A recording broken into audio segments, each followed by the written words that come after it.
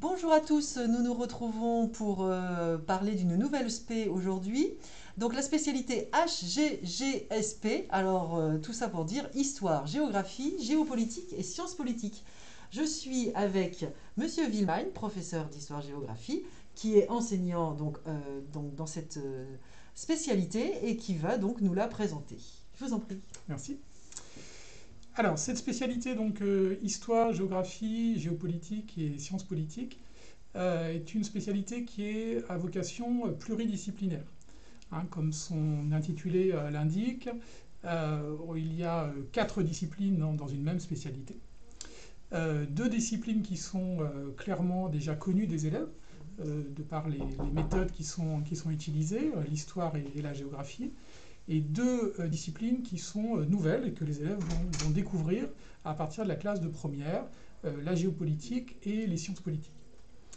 Alors, l'approche est assez différente de celle qu'on connaît dans l'histoire-géographie tronc commun. Je vous rappelle que les élèves suivent toujours en première et en terminale un enseignement de l'histoire-géographie dans le tronc commun. Et donc, cette spécialité s'ajoute à cet enseignement de tronc commun d'histoire-géographie. C'est ça, donc les élèves de toute façon, quoi qu'il en soit, auront de l'histoire-géographie dans leur tronc commun et pourront avoir donc 2 professeurs s'ils choisissent la spécialité histoire-géographie, géopolitique et sciences politiques. Oui, absolument. Dans le tronc commun, c'est 3 heures hebdomadaires d'histoire-géographie.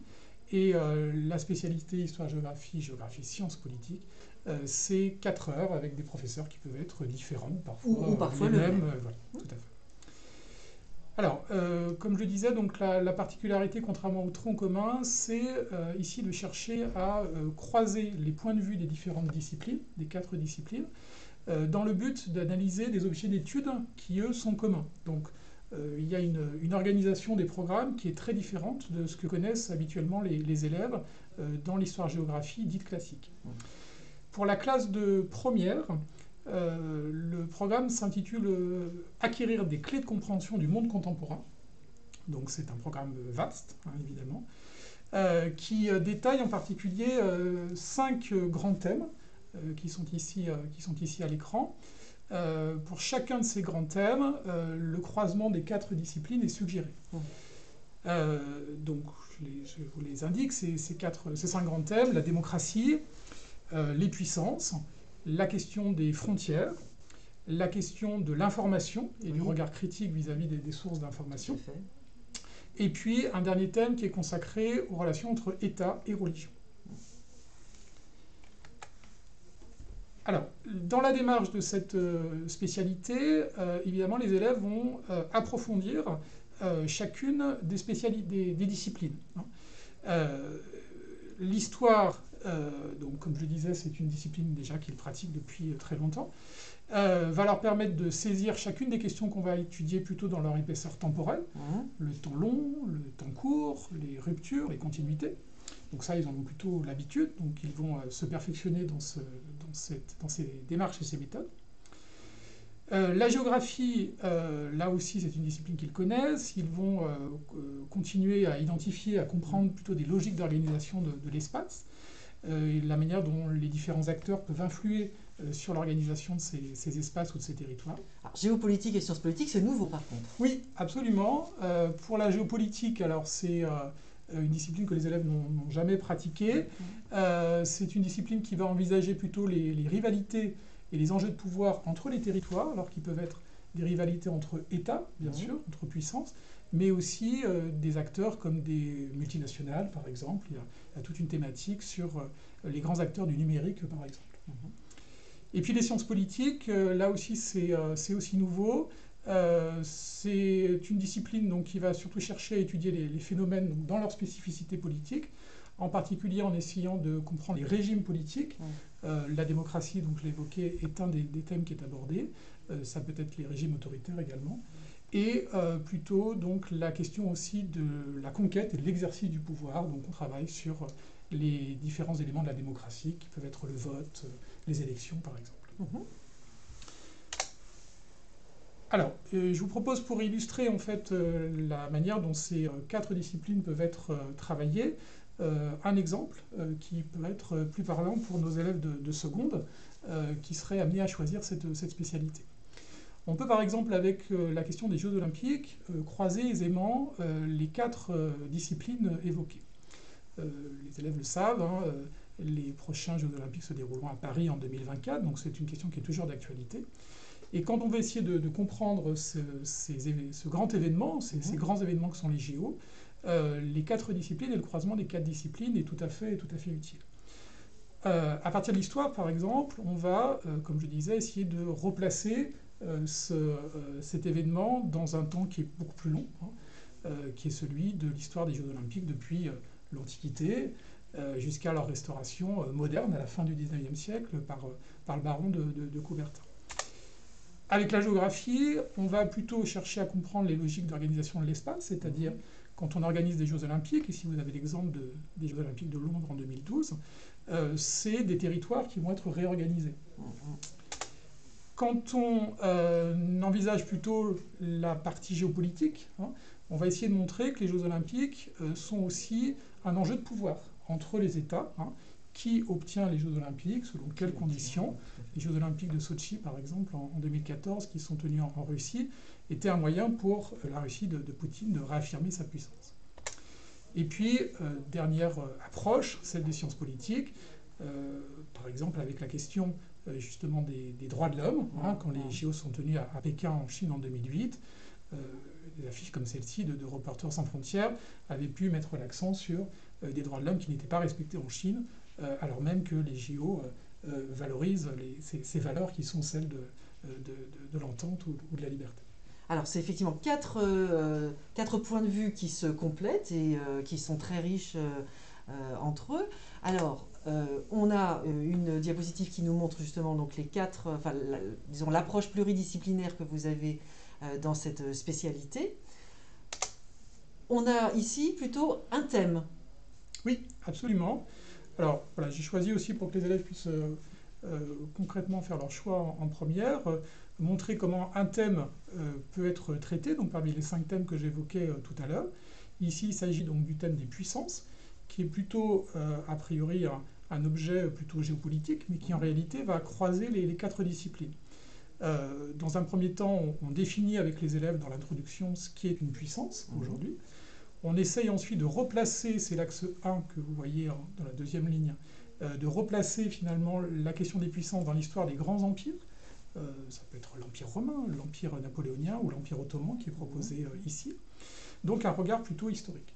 Et puis ce regard historique est ensuite croisé avec une approche plus géopolitique, hein, de la puissance aujourd'hui, qui n'est pas simplement une puissance dure, mais aussi une puissance douce, ce qu'on appelle le soft power, avec la maîtrise en particulier des langues, des voies de communication, de la question du numérique.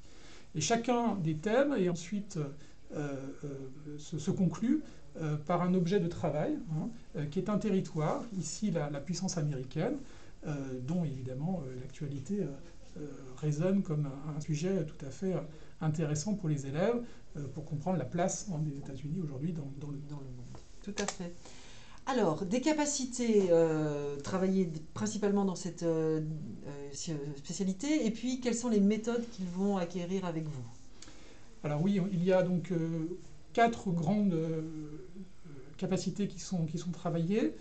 La première, donc, c'est surtout d'adopter une démarche qui est réflexive. On est dans une spécialité qui cherche à développer chez l'élève un sens critique, hein, notamment de lecture des sources, de lecture de la presse, de l'actualité, des différentes ressources auxquelles il peut faire face.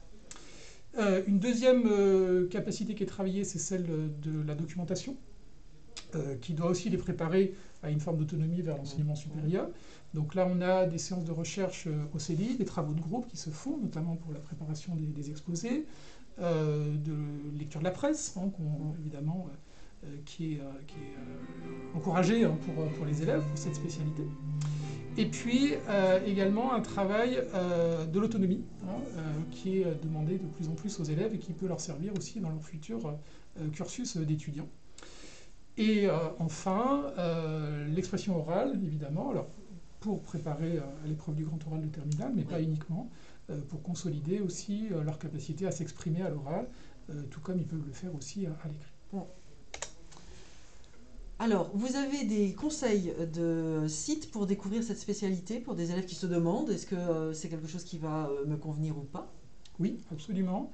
Donc pour des élèves de seconde qui voudraient avoir une première approche de cette spécialité de chez eux, nous leur conseillons donc deux séries de vidéos. Une première qui sont des vidéos qui sont réalisées par l'Institut de Relations internationales et stratégiques, l'IRIS, que les élèves peuvent retrouver sur la banque de vidéos Lumni, qui s'intitule Geopoliticus, et qui en 3-4 minutes permet d'aborder une question qui croise l'histoire, la géographie, les géopolitiques, la science politique. J'en ai mis ici deux exemples, comme la question par exemple des réfugiés climatiques, ou le poids que peuvent avoir aujourd'hui les grandes sociétés du numérique à l'échelle mondiale. Alors bien sûr, en 4 minutes, on ne fait pas le tour, hein, c'est un point de départ. Après, peut-être pour plus de documentation personnelle, comme vous le disiez, de façon autonome, mais Oui. Ça donne une idée. Absolument. Et une deuxième ressource qui est peut-être davantage connue des parents ou des élèves, qui est le Dessous des cartes, qui est une émission d'Arte qu'on retrouve aussi sur leur site. Là, on est sur un format de 11 à 12 minutes, qui approfondit davantage une question, mais pose des questions qui sont tout à fait dans les objectifs de cette spécialité. Alors, pour qui cette spécialité est-elle recommandée, Monsieur Villemagne? Alors, c'est une spécialité qui est particulièrement recommandée aux élèves qui vont se destiner à des études de sciences humaines, que ce soit plutôt à l'université. On peut penser aux études d'histoire, bien sûr, de sciences politiques ou même de droit.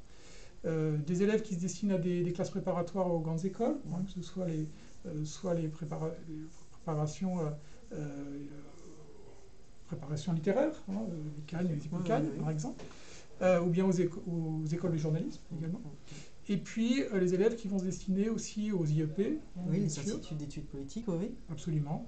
Ou bien plus largement des BTS tourisme, des DUT information communication.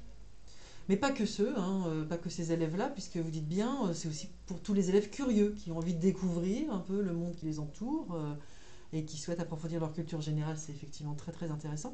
Et ce sont effectivement aussi des compétences qui sont travaillées, qui apporteront beaucoup aux élèves dans le supérieur, notamment en termes d'autonomie et de capacité de documentation et de réflexion. Oui, absolument. Et bien voilà, merci beaucoup, Monsieur Villemagne, et à bientôt pour une autre capsule sur une autre spécialité.